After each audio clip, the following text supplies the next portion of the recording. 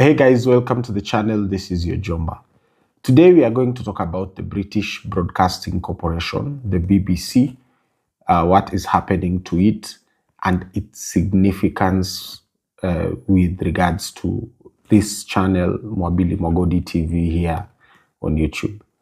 So for those who do not know, the BBC is one of the largest broadcasting corporations in the world.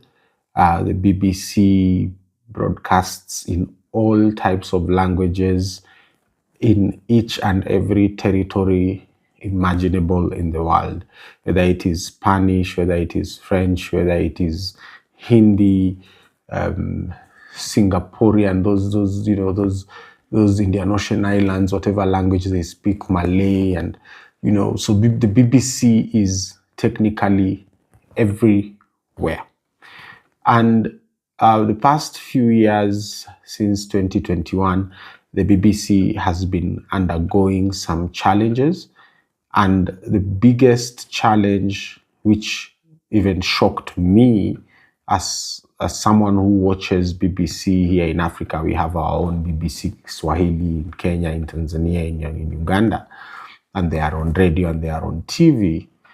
What shocked me the most about how the BBC makes money is that the people of Britain, the citizens of the United Kingdom, if I may call it so, the United Kingdom is all those nations that are governed by the king of the kingdom of the United Kingdom. So we can talk about England, Scotland, Wales, and I'm not sure, Northern Ireland, I think, Northern Ireland. Ireland is a republic. These countries are under the king. And so basically, citizens of the United Kingdom pay a license fee annually, which is around £180. In Kenyan shillings, that will be, you multiply that by 160 shillings. So you are looking at around 40-something thousand Kenyan shillings per year for a license to be able to watch BBC content. And that is how the BBC makes money. The BBC makes money by charging British citizens an annual license fee to be able to watch BBC news and BBC content, whether it is TV shows or radio or whatever. You see, the challenge with this business model that funds one of the largest, or if I may say, the largest media corporation in the world, one of the biggest challenges with this model is that since 2021, more and more British people are no longer paying for the license. And this has been going on until the year 2025, when the BBC made a loss of over £1 billion. For my viewers who are from Kenya, if you are not from around the world, so £1 billion is equivalent to around 160 billion Kenyan shillings. And this is a staggering amount of money. This is the kind of sums of money that President Ruto steals on an average day, every day. We have no idea where he takes that money, but most likely he invests it in Dubai. But that is a story for another day, because we are here to talk about the BBC. For my usual haters, you know how much I feel about President Ruto and his looting and thieving cartel in government. But I just wanted you to understand, because it is easier to make you understand by comparing the amounts with the kind of amounts President Ruto loots on an average day. For example, the SHA, Social Health Authority, 104 billion shillings was looted in advance before the people could even get the service or whatever it is that they were promised in universal health coverage. So there's a colossal sum of money, and now questions have begun rising once again on what BBC plans to do going forward, in order to keep itself alive. So the British people are refusing to pay this annual license fee because most of them are arguing that they get their content from other media providers. Like, for example, one of the biggest competitors for the BBC in the UK is YouTube. More and more families are no longer paying for this license because they watch YouTube. And apart from YouTube, there are other providers like Netflix where they have subscriptions, and they also are watching TV from or whatever from their phones, including Amazon, which has a TV streaming service too, Amazon Prime. So this conundrum has made the BBC start to re-evaluate its business model.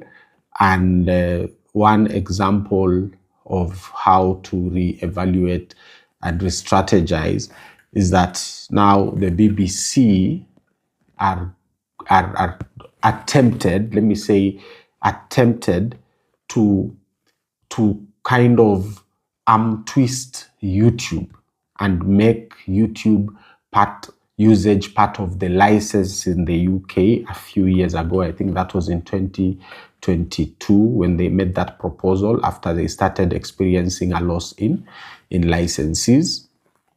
But this was outrightly rejected because then what is the point of the freedom of choice? So now where they have reached as the BBC is that they are saying that they are going now to recreate their content to be YouTube first. Yeah, they're basically reorganizing and restructuring the entire organization to make their content YouTube friendly, because it is very clear that more and more people around the world are focusing on their eyes on YouTube.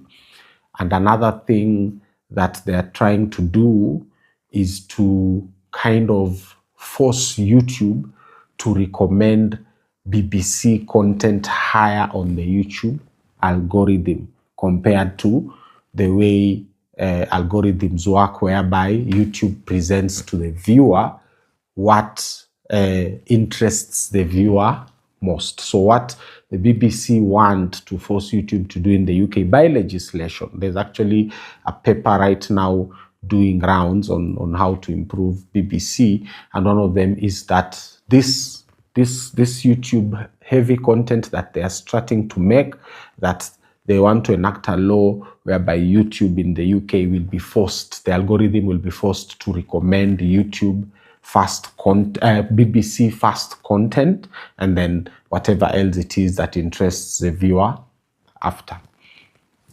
This is a classic case of organizations like the BBC not getting it. It's a classic case of governments around the world, because the BBC is a state corporation. Governments around the world not understanding the times we are living in, whereby they think that they can still, or governments can still force the people what to do by dictating to the people what to do or what to watch or what to pay for. This is a very big challenge. We have it here in Kenya with President Ruto and his government, whereby he thinks he can rule with propaganda and by creating narratives, yet the people are living a different kind of experience. And this is the exact same thing with the British people, British citizens, is that people are now democratizing content. People are watching what they want to watch, not what the government wants them to watch. This story connects with what I do here on YouTube. For those who've been following my channel for the past few months, I am not a journalist. I am not a broadcaster. I am not trained in anything about the media. I was forced into this circumstance by the same government of President Ruto. And now I talk to people from around the world. Most are Kenyans, yes, but they watch from each and every part of the world. Sometimes I get shocked as to why there is a Kenyan in the islands of Pacific Islands of Curacao. Is it Curacao or Curacao? Curacao. Watching Mwabili Mwagodi TV, you know, and I believe personally that this, what we are doing here on YouTube, this is the future of our republic as Kenya. We are taking it to the mainstream media houses. We are giving people an option, a choice to make on what to decide. They decide they want to watch. If they want to watch BBC, if you want to watch KTN or Citizen, or even if you want to watch Mwabili Mwagodi TV, it is your personal choice. The government should not have an influence on what you consume as my viewer.